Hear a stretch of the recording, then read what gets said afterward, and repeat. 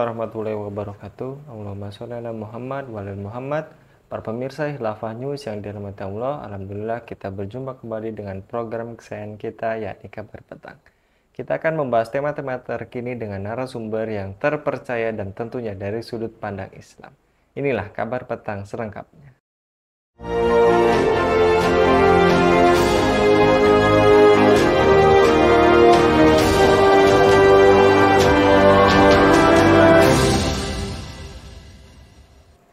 Sejumlah kasus mutilasi terjadi di Indonesia. Masyarakat pun mempertanyakan mengapa tindakan seperti itu bisa terjadi. Sejumlah pakar mencoba mencari tahu penyebabnya, termasuk menyusur masa lalu pelaku.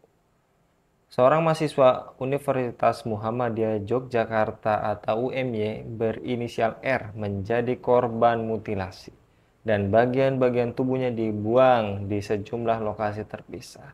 Masyarakat umum, tetangga pelaku, teman pelaku, teman korban, hingga komunitas kampus memiliki pertanyaan yang sama. Bagaimana mungkin tragedi keji ini bisa terjadi? Mengapa saat ini marak tindakan kejam seperti mutilasi dan pembunuhan? Apa faktor pemicunya? Dan apa solusinya?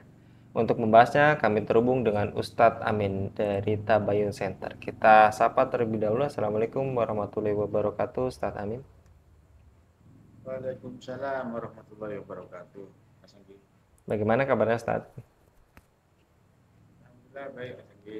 Alhamdulillah. Nah, baik Ustadz, terkait lagi-lagi yang saat ini kejahatan semakin keji rasa-rasanya. Marak apalagi di tahun 2023 ini kasus mutilasi makin marak dari Wawon CS hingga mahasiswa UMY. Maraknya kasus pembunuhan dan mutilasi di Indonesia sangat meresahkan masyarakat. Mutilasi adalah tindakan lebih jauh dari kekerasan. Mengapa seseorang bisa melakukan mutilasi dan pembunuhan, Ustadz Amin? Ya baik, terima kasih. Assalamualaikum warahmatullahi wabarakatuh. Bismillahirrahmanirrahim. Alhamdulillahirrahmanirrahim. Allahumma sholli wa sallim wa barik ala sayyidina Muhammad wa ala ali sayyidina Muhammad. Jadi mutilasi ini merupakan satu kriminalitas ya. Kalau sekedar mutilasi apa ya, kalau sekedar kita ini memisahkan bagian tubuh dari orang ya, misalkan dokter melakukan amputasi, maka pasti itu bukan kita katakan sebagai kriminalitas mutilasi ya.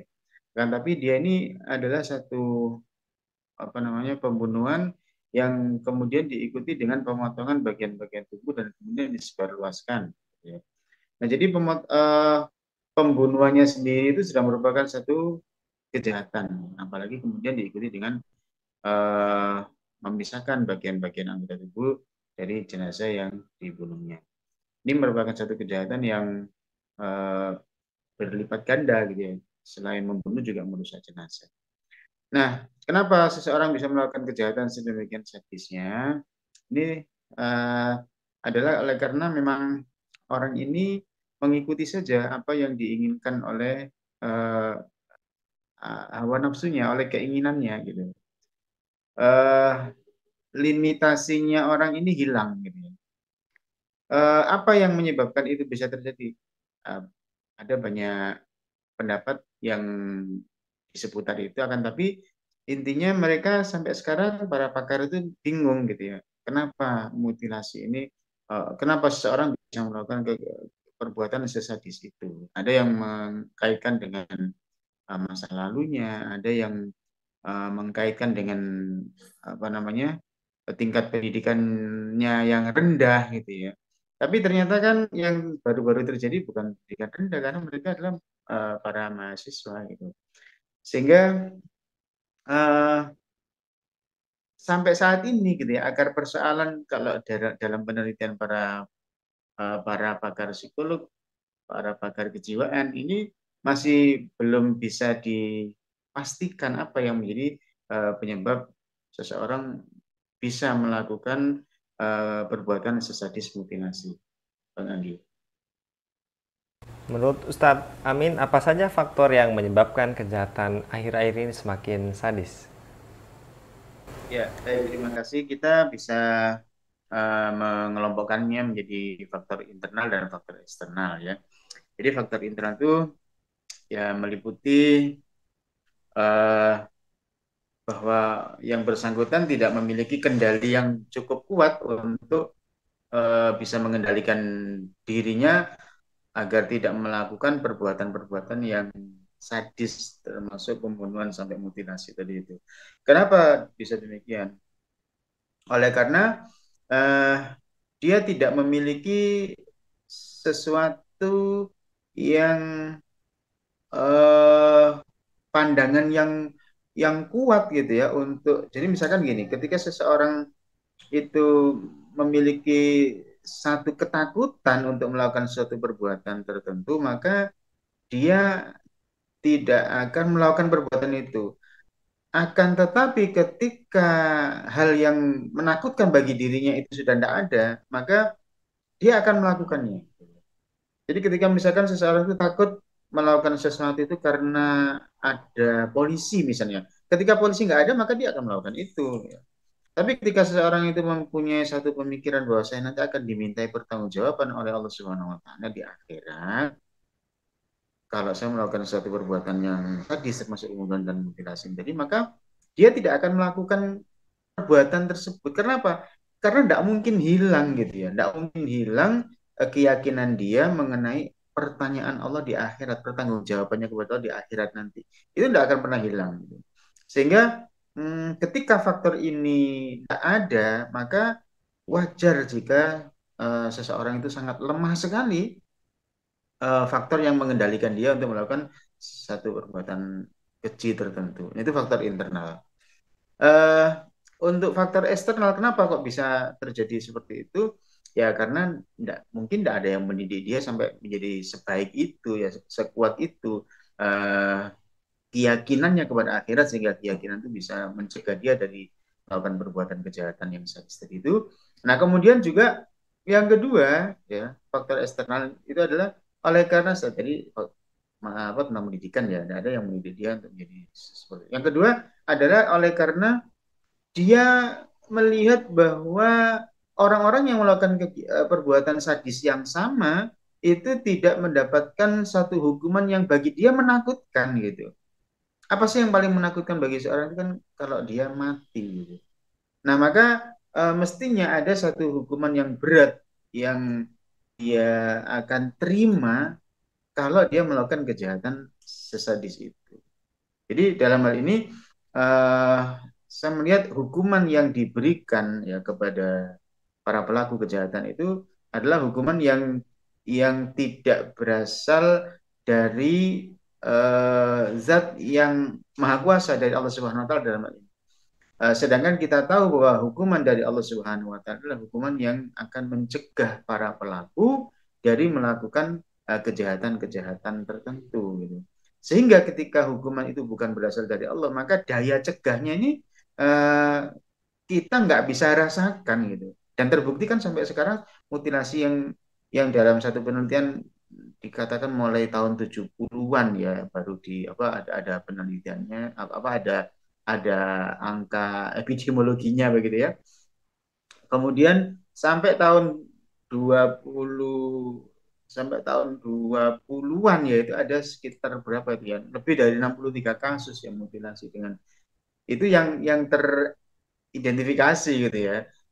Belum lagi yang mungkin banyak yang tidak teridentifikasi. Jadi kasusnya makin marak gitu ya, bukan bukan makin berkurang tapi makin marak. Ya karena tadi itu ya, faktor eksternalnya adalah hukuman yang tidak cukup menakutkan bagi pelaku dan calon pelaku yang lain untuk melakukan perbuatan sadis mutilasi tadi, Mas Anggi. Baik, Ustadz Amin. Tadi Anda katakan bahwa hukum tidak memberikan ketakutan bagi si pelaku maupun calon pelaku. Jadi apakah sistem hukum yang berlaku saat ini jauh dari kata adil dan apakah pelaksanaan hukuman bagi para pelaku kriminal hanya hitungan tahun di saat mantan napi keluar maka kejahatan bisa dilakukan kembali secara berulang jauh dari efek jera dan menginsafkan dirinya atas dosa yang telah dilakukannya, Ustadz Amin. Ya, jadi sekali lagi bahwa kita ini kan sebenarnya sudah diberi petunjuk ya oleh Allah Subhanahu wa taala, kita sebagai manusia itu sudah diberi petunjuk mengenai bagaimana cara mengelola kehidupan kita agar menjadi baik.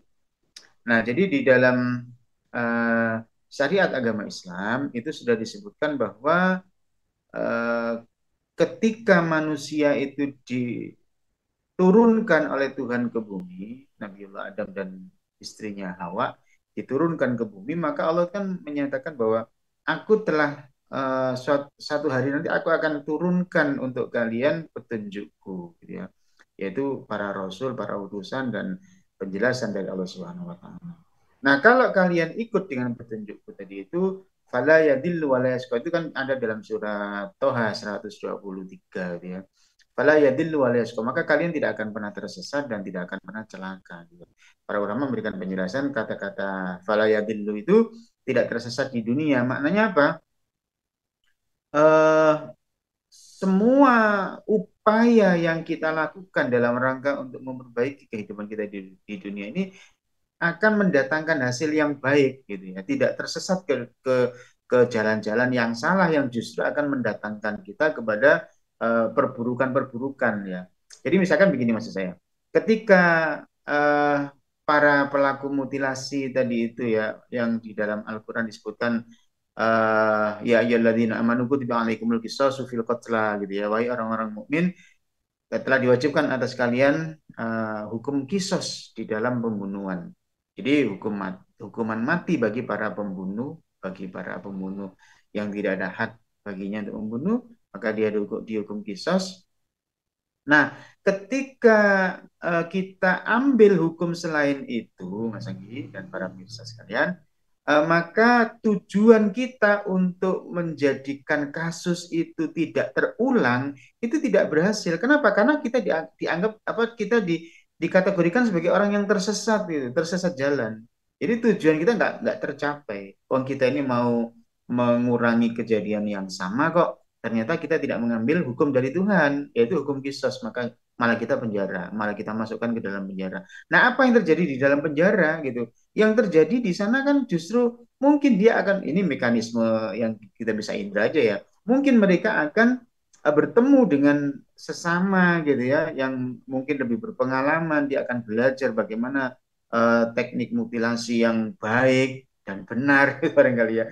Mungkin dia juga akan belajar bagaimana cara menghilangkan jejak dan seterusnya gitu. Sehingga mungkin akan semakin canggih ketika dia akan keluar dari penjara. Sehingga efek efek jerat apa efek apa namanya ya menurunkan ya menurunkan atau mencegah perbuatan yang sama untuk tidak terulang kembali itu nggak kita dapatkan gitu. Kenapa? Karena kita tersesat jalan. Gitu. Jadi yang seharusnya kita sudah ditunjukkan oleh Tuhan bahwa harus ada hukum kisos bagi kita, tapi ternyata malah tidak kita kerjakan, kita mengerjakan yang lain untuk mengatasi persoalan itu, maka uh, tujuan itu nggak akan tercapai. Disitulah kita dianggap tersesat. Nah, dalam surat Toha tadi, kalau kita mengikuti petunjuk dari Tuhan, dari Allah Subhanahu wa taala, maka fala yadillu. Nah, dan yang kedua, wala yasko gitu, tidak akan celaka. Jadi kalau kita mengikuti petunjuk dari Allah Subhanahu wa taala, kita tidak celaka di akhirat. Kalau kata Ibnu Abbas ya ketika menjelaskan ayat ini, tidak akan celaka di akhirat.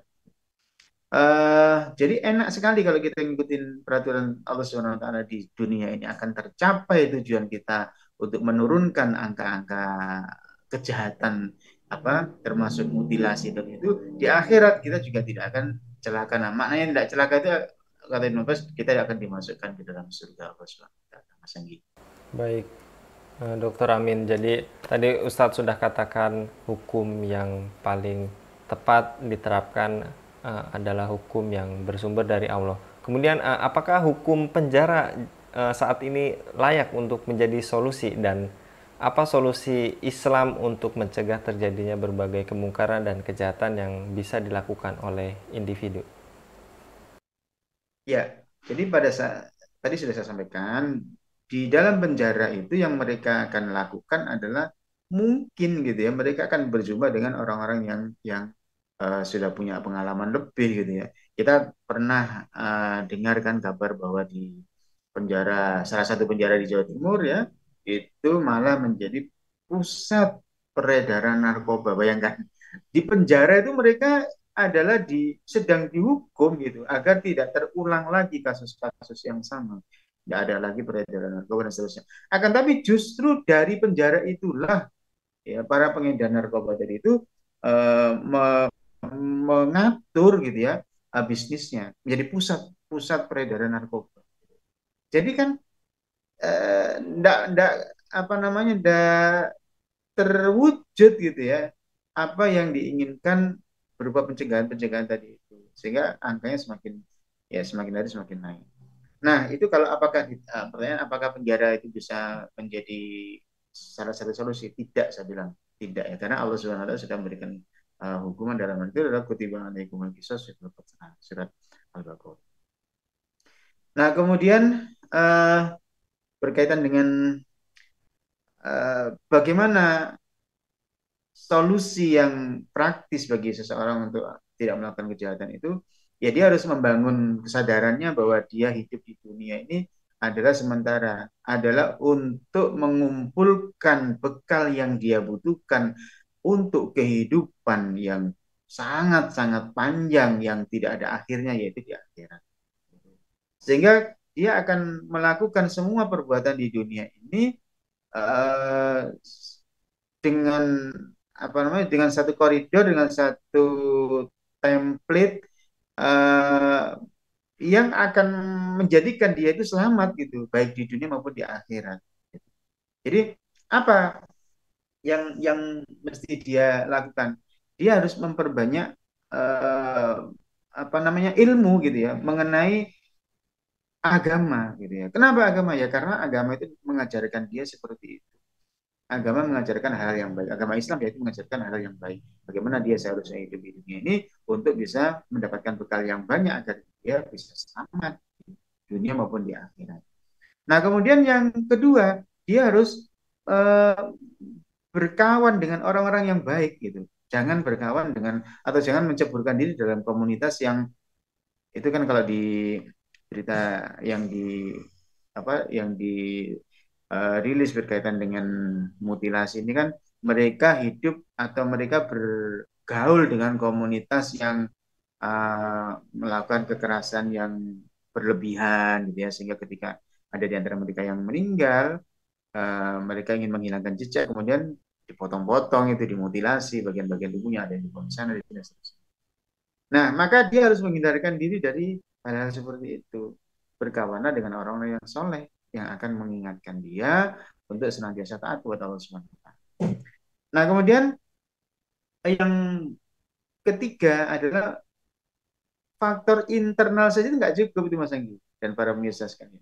Karena apa? Karena ketika faktor internal itu taruhlah dia awalnya kuat ya, tapi kemudian ketika faktor eksternal eh, godaan di sekitarnya itu banyak sekali. Ya, orang-orang yang melakukan perbuatan-perbuatan seperti itu dibiarkan saja atau dihukum dengan tidak tidak sebagaimana yang Allah Subhanahu wa taala tunjukkan, maka orang ini akan berubah perlahan-lahan gitu ya, akan berubah perlahan-lahan sehingga dia akan tidak kuat lagi gitu ya dorongan internalnya sesuatu yang bisa menghambat dia untuk melakukan kejahatan yang menghalangi dia untuk melakukan kejahatan itu tidak kuat lagi gitu.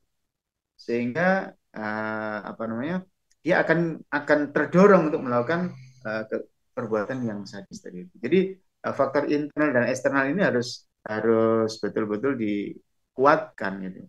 Nah, bagaimana membangun eksternal yang baik, membangun lingkungan yang baik, ini tentu kita tidak bisa sendirian, ya.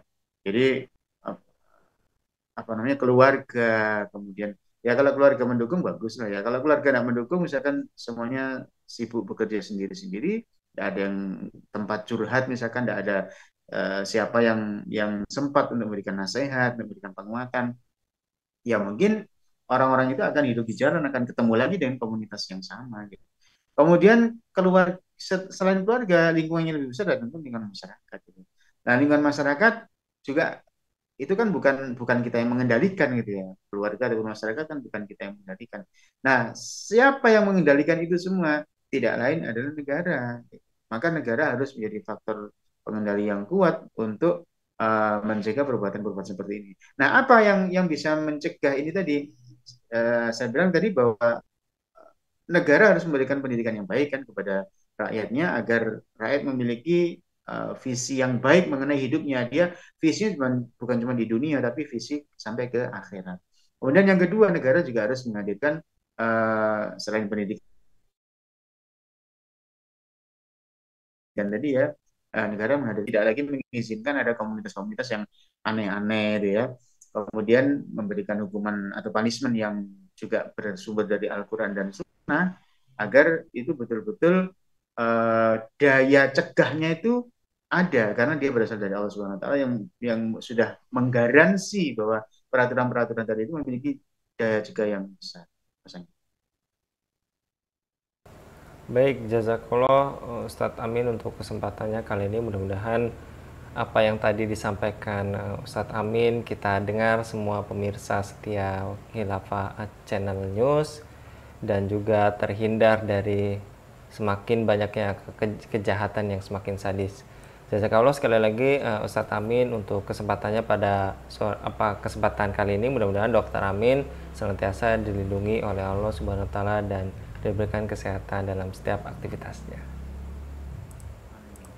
Demikian pemirsa Khilafah News yang dirahmati Allah. Jangan lupa untuk subscribe, like, dan share sebanyak-banyaknya. Semoga menjadi amal kebaikan bagi kita semua di dunia dan di akhirat. Saya Anggi Suara diundur diri. Wassalamualaikum warahmatullahi wabarakatuh.